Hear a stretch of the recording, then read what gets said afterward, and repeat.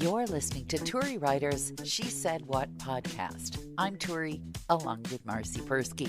In this installment, allergies, flying cows, and acts of God. We may get dog fights here. I don't know.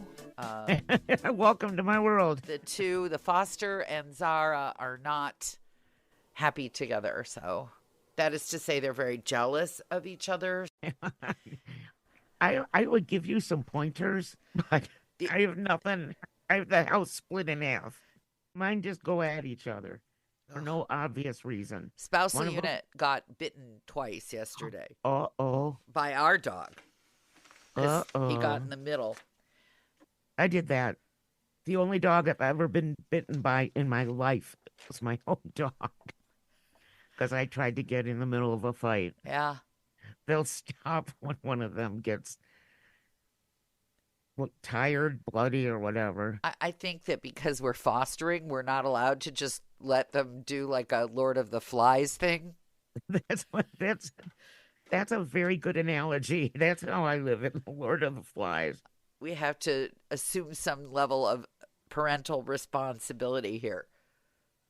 Well, neither one of ours has ever been seriously hurt in this. It's been going on now for a year. Good. Speaking of animals that have sustained damage, how's Pancakes the cat? Is she still in isolation? Eve rearranged her whole little house today, so she has a new little baby blanket, and she's now using the baby's first bathtub as a litter box. Those little plastic things, they give you a lot of crap in the hospital when you have a baby.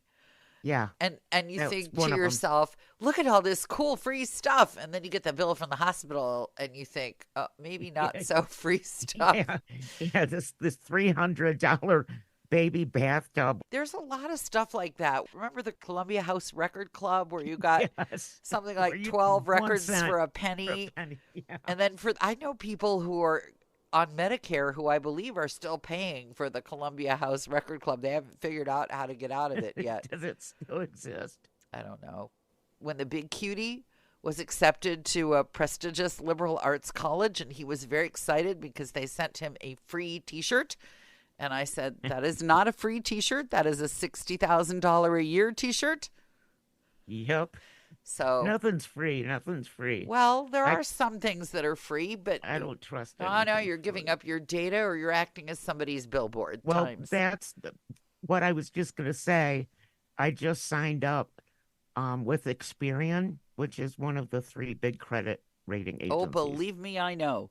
Yeah, well, I signed up with them to go through my stupid computer and get rid of all the subscriptions that I'm paying for every month that I don't even know that I have. Wait, I thought you did this a year ago. I thought you went through all these subscriptions a year ago. You mean you didn't get them all? You haven't adequately purged I guess them? not, or I signed up for more because I never signed up for Spotify. I know what happened. They said 3 months free. I have no idea. No, well, Apple now, because I got a new phone, is offering me 3 months free of Apple Plus and Apple Games and Apple I don't know what. And I said, no, because I know I'm going to forget, and then I'm just going to be paying every month and not know it. You may want to consider the middle path, where you assume that there will be 1 month where you realize that you're paying and you cancel it, and so you have to average out the price of 1 month plus the 3 months free and figure out whether that cost of that 1 month averaged over 4 months is something you're willing to pay, because you will pay for that 1 month. And in fact, if you are one of our 4 listeners and you actually are able to cancel subscriptions before the first charge hits, I don't know what I have lying around the studio, but there's some kind of prize for you. Just let me know that you could do that. I want to build a little altar to you and your superior mental capacity. I can send them a cow.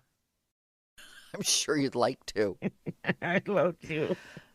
There are not enough Post-its in the world to remind me to cancel things. So well, you know what I do? What? We have all these streamers on our TV. Even though we still have satellite TV, because. You're paying. So we're paying way too much for our satellite TV. Let me start there. Uh-huh. But then there's like stuff that I signed up for because I wanted to watch one show. Right. This was 2 years And ago. You still the haven't show's figured out? over, and I'm still paying it. So how much are you paying Experian to get rid of all this crap for you? Nothing. Ah. It's free. For how many months is it free?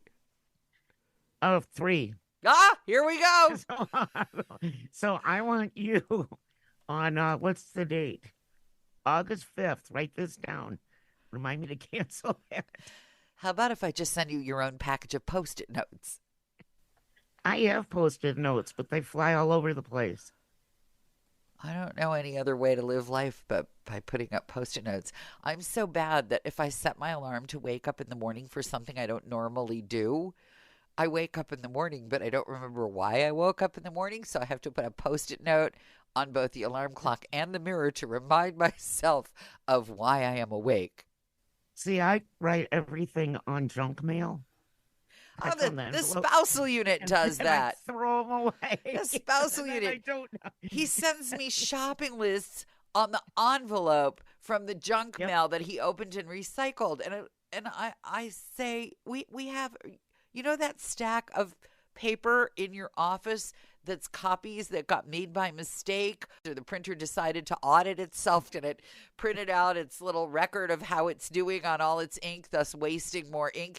And you save all those pieces of paper for lists, and yet somehow I've got the junk mail envelope for a list. Our recycling is our wood stove, and paper is a very good way to start a fire in a wood stove. Uh-huh. So, yes, I will write something important down and then throw it in the wood stove. Nice. Yeah. Well, I'm not going to change. I'm not asking you to change. I'm just mocking you for not having changed. That's all. That's not the same thing. Asking someone to change and making fun of them for whatever they haven't changed, those two things are not the same. They're different. They really are. Does my voice sound funny? Like, as opposed to what? As opposed to like my usual Marge Simpson voice. No, why? Are you I ill? don't know. It feels hard to talk because I've been mouth breathing all day. What hit you in the face? Allergies. I have all kinds of allergy medicine, but the first box I pulled out said 2014 on it. It'll probably still work. I don't know. I threw it away. I would try it. Yeah, I'm allergic to every tree out here, which is lovely at this time of year. I thought you moved up there because there was nothing you were allergic to. I thought the No, only there wasn't in Flagstaff. But up there on the mountain, it's yeah. So Yeah. okay, No, let's Flagstaff's on the mountain let's too. recap. We love it, or you love it, that you have 0 neighbors for miles and miles. Yes, which is awesome. And it has a lot of snakes and other nasty things that I like that you don't. True. I can send you a rattlesnake if you want. I don't need one. Out. I know what they're up to. They're rattling. Yeah, I can believe you.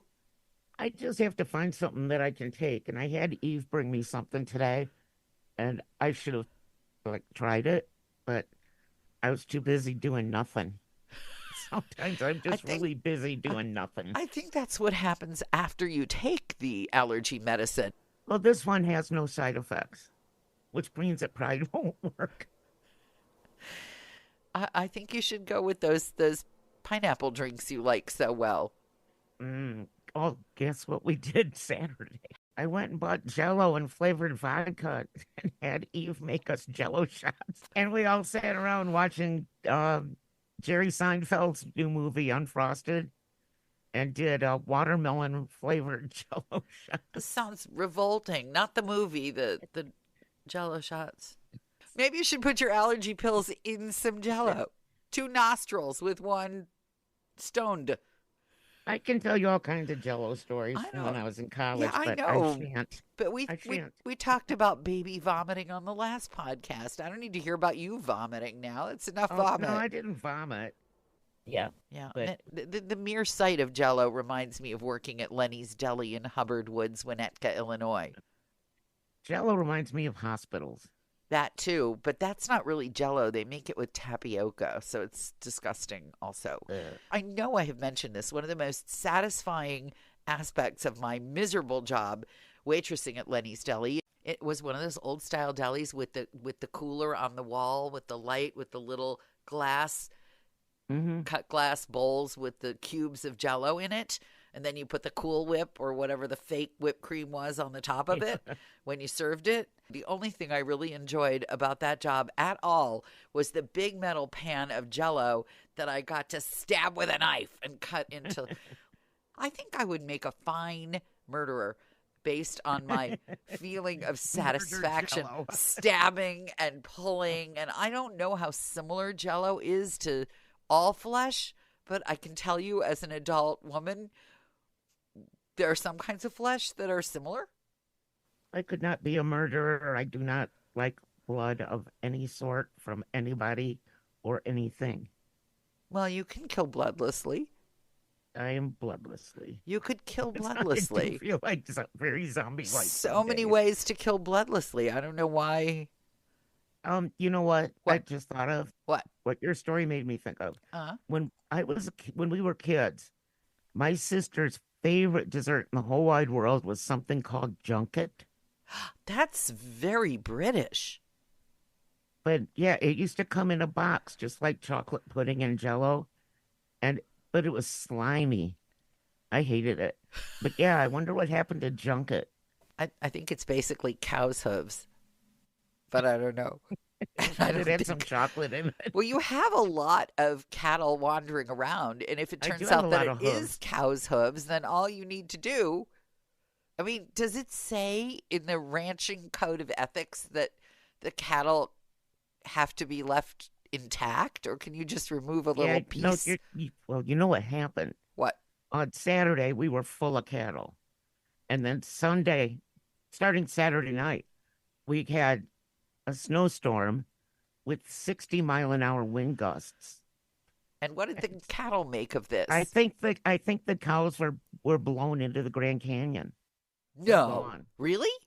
Yeah, I think they're in the Grand Canyon. Seriously, do cattle blow into? Is that a joke, or do cattle really end up going woo into the Grand Canyon? Well, maybe the little ones. I don't know why, but I find that hilarious. It's like the Wizard of Oz. I shouldn't, but it's nature. Nature is tough, and I just have this canyon beef. No, I just have this vision of the cattle trying to hang on. But yes, I haven't seen them since the 60-mile-an-hour winds in the snow. Can you post on your little neighborhood listserv to see if anybody down at the bottom of the Grand Canyon has spotted them? I don't want anyone to return them. No. I'm just curious. You just post under just curious. There have been a lot of cattle wandering through my property lately, and after the 60-mile-an-hour winds, they're mysteriously vanished. Anybody seen them at the bottom of the Grand Canyon, perhaps? They'd be canyon burgers by now. Oh. There are a lot of people who hike down there, and they imagine whitewater. Imagine being down there and cow. There's a whole tribe of natives that lives down there. No, you live down there. You're minding your own business. And all of a sudden, here comes a cow. You look up and you go, "Thank you, Lord." It's like one of those cartoons where the piano goes out the window. Yeah. I mean, the country version of that, because those cartoons were all in the city, and kids in the country who watch that and have never seen a multi-story building or a grand piano necessarily, for that matter, must wonder what the heck is this cartoon with the guy walking with the piano that comes out the window. But your version of that could be somebody hiking in the Grand Canyon and a cow suddenly just blows right. I wonder if you can get like cow insurance. What kind of insurance would cover that? Yeah, I can tell you exactly. What? It's called Act of God. Well, you kind of have to believe in one, I guess. The State Farm, Allstate, MetLife, they all are mysteriously religious in your policy. That's what those things are called, acts of God. Yes, that is what that would be. Do they cover them or not? Most policies, you can buy a policy They're meant to be like, if a tree falls down on your car. Actually, you know what? I got $4,000 when Duke Perry got hailed on. See?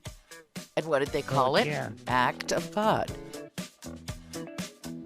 Thanks for listening to the Turi Writers She Said What podcast. Since you've made it to the end, you might want to know that my book, She Said What? A Life on the Air, is not only available in print, but now also in complete audiobook form, narrated by me and available on Audible.